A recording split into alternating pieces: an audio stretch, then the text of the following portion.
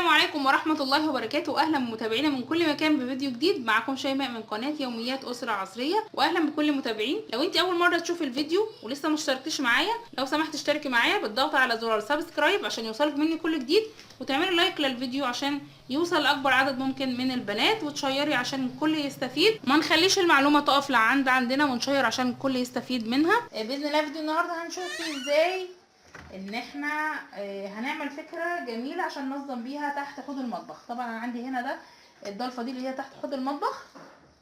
الناحيه دي طبعا كنت حاطه فيها الانبوبه، لو انا صورت معاكم قبل كده انبوبه السخان. طيب انا عندي بسم الله ما شاء الله المنظفات اللي انا عملتها معاكم في البيت، وعندي كميات كبيره. طبعا انا مش هستغل الكميات دي كلها، يعني بعد ما هدي طبعا حبايب او هوزع، بس المهم ان انا عايزه استغل المساحه هنا تحت الحوض. فانا ممكن لو انا بحط هنا تحت، حتى لو انا عندي منظمات ان انا احطها فيها انظمها، لكن المساحه اللي فوق دي هتبقى فاضيه. فانا باذن الله عايزه اعمل فكره ان انا اقسمها نصين، يعني عايزه اعمل هنا رف خشبي كمان عشان ابقى عندي دورين استغلهم. ينفع ان انا احط فوق هنا دور وتحت كمان دور. طيب انا عندي هنا طبعا في الواح خشبيه عندي قديمه من زمان، اللي هي الرفوف. حتى عملت قبل كده فيديو في رفين الحمام. انا عندي الرفوف يعني من هنا، فانا هستغلها واخلي النجار يعمل لي هنا رف وينزل بيه. يعني المهم ما اوريه لكم، هعمله لكم عشان ينفع ان هو يبقى متحرك، عشان ابقى اعرف مثلا ان انا امسح تحته، او ان انا اشد المساحيق، او يبقى سهل عليا يعني ما اجي انضف ويبقى سهل. هوريكم الفكره باذن الله بعد ما اعملها ونشوف عملناها ازاي.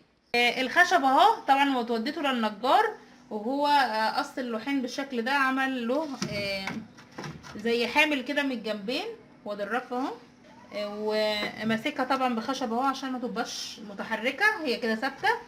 دلوقتي هخرج بقى الجراكن من جوه عشان احط الرف اللي عملناه ده ونرص عليه. خلاص كده انا دخلتها ورصيت عليها الجراكن. شايفين طبعا انا رصيت عليها هنا فوق 5 جراكن، وتحت برضو عشان تبقى في متناول ايدي. طبعا الفكره يعني انا بديك الفكره وانت ممكن تبدعي. انت ممكن تعرضي الخشبه دي تخليها عريضه وترصي عليها اكتر، ممكن تدهنيها لو عايزه تدهنيها، ممكن تعملي اكتر من رف. المهم الفكره معاكي وانت تعملي اللي انت عايزاه. بس انا عشان هي تحت الحوض فمش لازم بقى، مش شرط ان انا هدهن او افرش عليها او حاجه. المهم ان انا حطيت المنظفات بتاعتي واخدت المنظفات كلها، وهي بعيده عن البلاعه طبعا هنا، والناحيه التانية فيها محطوطه الانبوبه كمان. فخليتها بعيد طبعا عن خرطوم الحوض وعن البلاعه. ممكن تستغلي الفكره تعملها بقى، تحط عليها بقى مفرش، تعملها المونتال، تعملي رفين، تعملي دورين. الفكره معاكي وانت تبدعي. المهم ان انا كمان ما كلفتهاش حاجه، لان الخشب كان موجود عندي واستخدمته وكده اترست عندي واخدت عندي المساحه. يا رب الفكره تكون عجبتكم واكون عند حسن ظنكم. الى اللقاء في فيديو جديد ان شاء الله، والسلام عليكم ورحمه الله وبركاته. يطول الطريق ويمضي الصديق، ولا شيء يبقى كحسن العمل.